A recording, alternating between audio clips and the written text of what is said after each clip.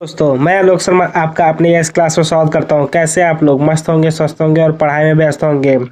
सही कहा। आज के लिए हम स्टार्ट करते हैं। ये पैगंबर मोहम्मद से लेकर तुर्क तक की पूरे 50 क्वेश्चन हैं और इनमें से बताइएगा कि आप लोगों ने कितने क्वेश्चन सही किए हैं। चलिए थंबनेल कर दीजिए कमेंट में और बताइए मुझे कि आप लोग तैयार हैं। ओके, और लाइक करिएगा।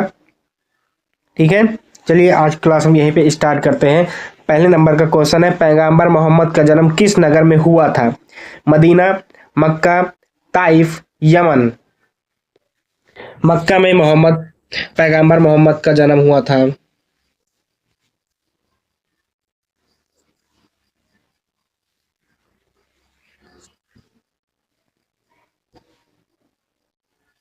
पैगंबर मोहम्मद किस वंश से संबंधित थे? उमैयद, अब्बासी, कुरैशी, हसीम हाशमी।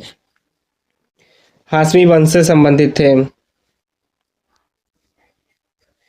पैगंबर मोहम्मद को प्रथम वहां कहाँ प्राप्त हुई? मक्का, हेरा गुफा, मदीना, ताइफ। हेरा गुफा में प्राप्त हुआ। ओके। इस्लाम धर्म का पवित्र ग्रंथ कौन सा है? जबूर, तोरा, इंजील, कुरान। कुरान इस्लाम धर्म का पवित्र ग्रंथ है।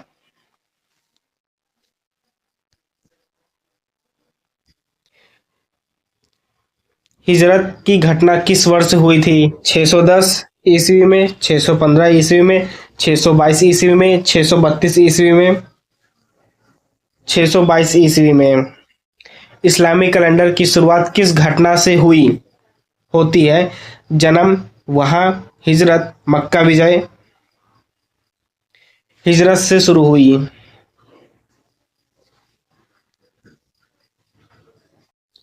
पैगंबर मोहम्मद की मृत्यु कहाँ हुई? मक्का, मदीना, दमिश्क, यरूशलेम।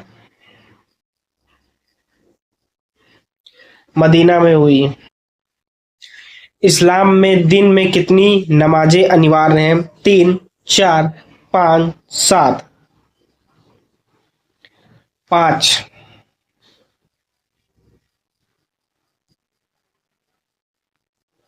पैगंबर मोहम्मद के बाद इस्लामी राज्य के प्रमुख कहलाए? अमीर, सुल्तान, खलीफा, इमाम। खलीफा जो है इस्लामी राज्य के प्रमुख कहलाए। इस्लाम के पहले खलीफा कौन थे? उमर, अली, उस्मान, अबू बकर।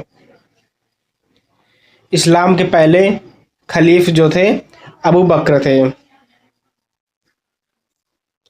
भारत का पहला अरब आक्रमण किसने किया था? मोहम्मद गजनवी, मोहम्मद बिन कासिम, तैमूर, मोहम्मद गौरी।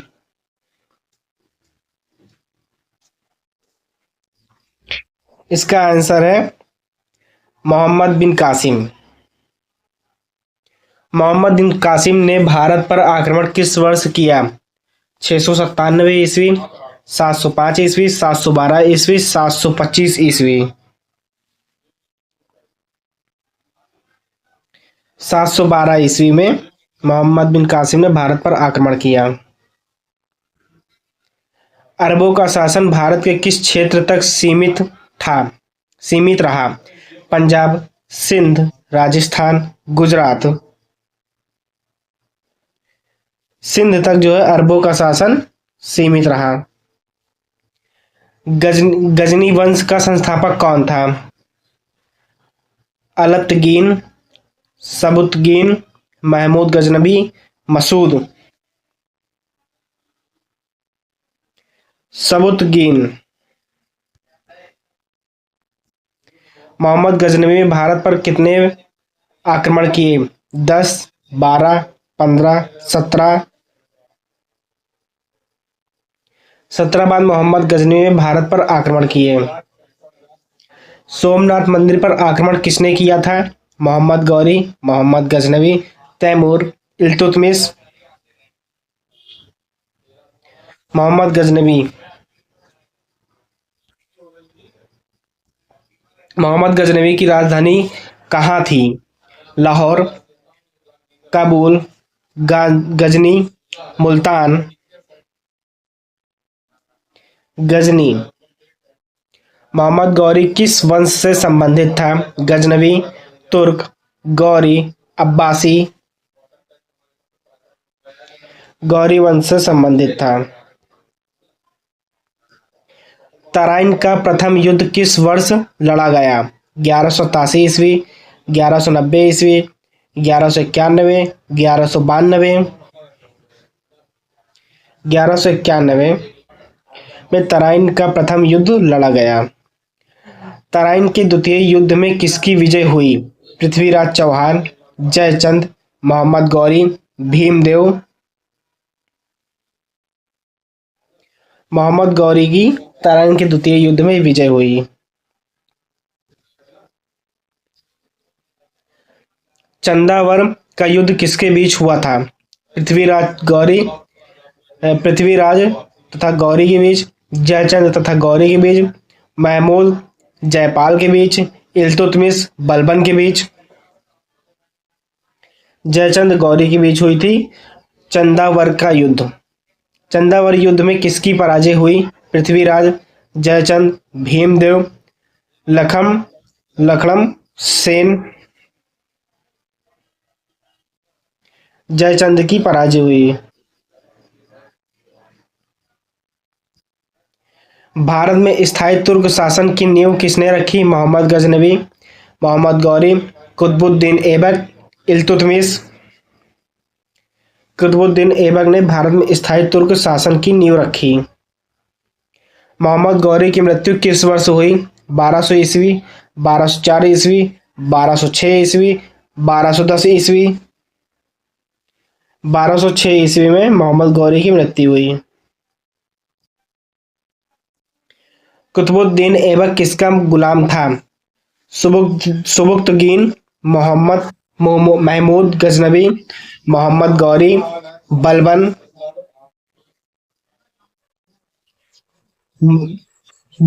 मोहम्मद गौरी। कुतुबुद्दीन ऐबक ने किस नगर को राजधानी बनाया? लाहौर, दिल्ली, आगरा, अजमेर। लाहौर को कुतुबुद्दीन ऐबक ने नगर की राजधानी बनाई।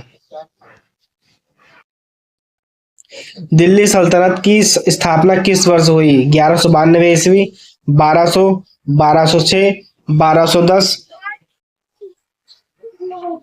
1206 में दिल्ली सल्तनत की स्थापना हुई। कुतुबुद्दीन ऐबक को किस उपनाम से जाना जाता था? शहंशाह, लाख बादशाह, गाजी, आलमगीर। आलमगीर के लख बादशाह के नाम से कुतुबुद्दीन ऐबक को उपनाम से जाना जाता था। कुतुबुद्दीन ऐबक की मृत्यु कैसे हुई? युद्ध में, बीमारी से, हत्या से, घोड़े से गिरकर। घोड़े से गिरकर कुतुबुद्दीन ऐबक की मृत्यु हुई। कुतुब मीनार का निर्माण किसने प्रारंभ कराया? ऐबक, इल्तुतमिश, बलबन, अलाउद्दीन। ऐबक ने कुतुब मीनार का निर्माण प्रारंभ कराया। दिल्ली सल्तनत का वास्तविक संस्थापक किसे माना जाता है? कुतुबुद्दीन ऐबक, इल्तुतमिश, बलबन, रजिया सुल्तान। इल्तुतमिश को दिल्ली सल्तनत का वास्तविक संस्थापक माना जाता है।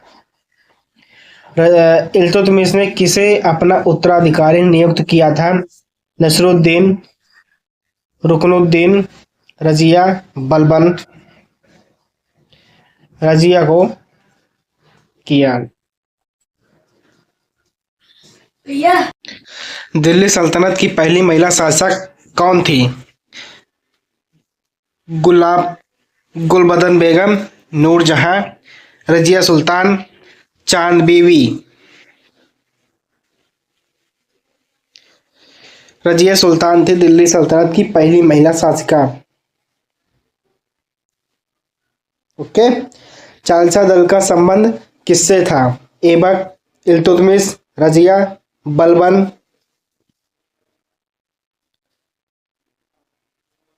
इल्तुतमिश से चालीसा दल का संबंध था।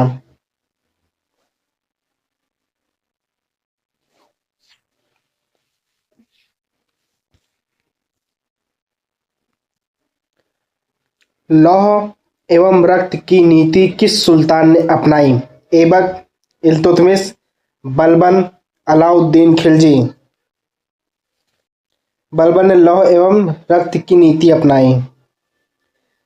सिजादा और पैबोस की प्रथा किसने चलाई? ऐबक, इल्तुतमिश, बलबन, रजिया। बलबन ने सिजादा और पैबोस की प्रथा चलाई।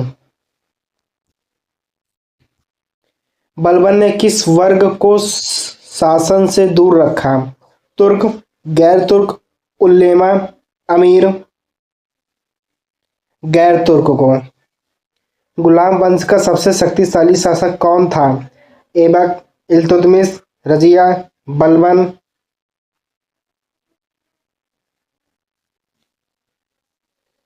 बलबन था।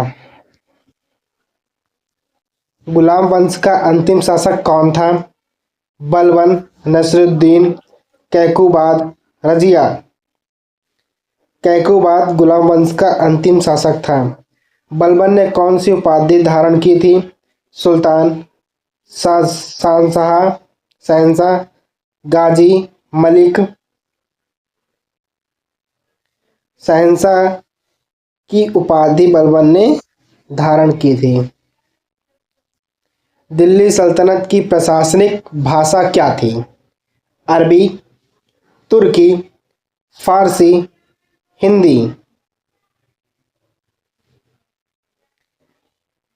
दिल्ली सल्तनत की प्रशासनिक भाषा जो थी फारसी थी।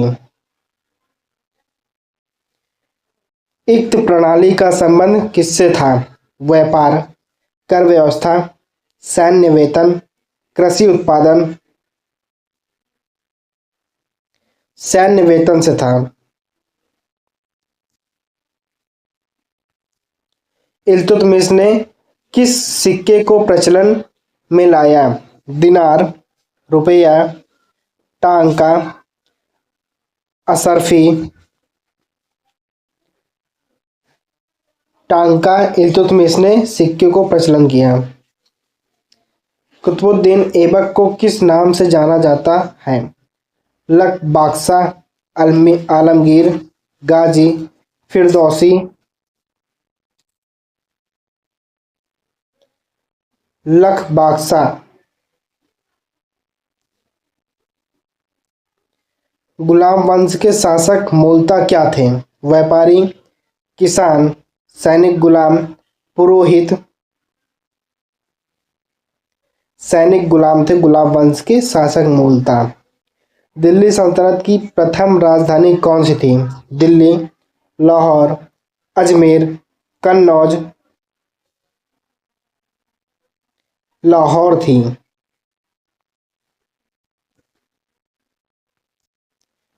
कुतुब मीनार किस स्थापत्य शैली का उदाहरण है? Nagara, Dravida, Indo Islamic, Vesara. Indo Islamic. Delhi सल्तनत की स्थापना किस वर्ष हुई? 1192 ईस्वी, 1200, 1206, 1210। 1206 में दिल्ली सल्तनत की स्थापना हुई। कुतुबुद्दीन ऐबक की मृत्यु कहाँ हुई? दिल्ली, अजमेर, लाहौर, गजनी। लाहौर। दिल्ली सल्तनत के शासकों की नस्ल क्या थी? अरब, मंगोल, तुर्क, अफगान। तुर्क। चलिए दोस्तों, आज क्लास हम यहीं पे समाप्त करते हैं। और आखिरी में कुछ क्वेश्चन रिपीट हो गए, इसका मतलब ये है कि वो क्वेश्चन बहुत ज़्यादा इम्पॉर्टेंट है। ओके, और आप लोग वीडियो को लाइक करिए, शेयर करिए, कमेंट करिए, और आप लोग बताइए हमें कि कितने क्वेश्चन आपने सही किया है। ओके, और सब्सक्राइब करिएगा ताकि आप लोग आगे क्लास की नोटिफिकेशन देख सकें। चलिए फिर आज की क्लास हम यहीं पे समाप्त करते हैं। ओके।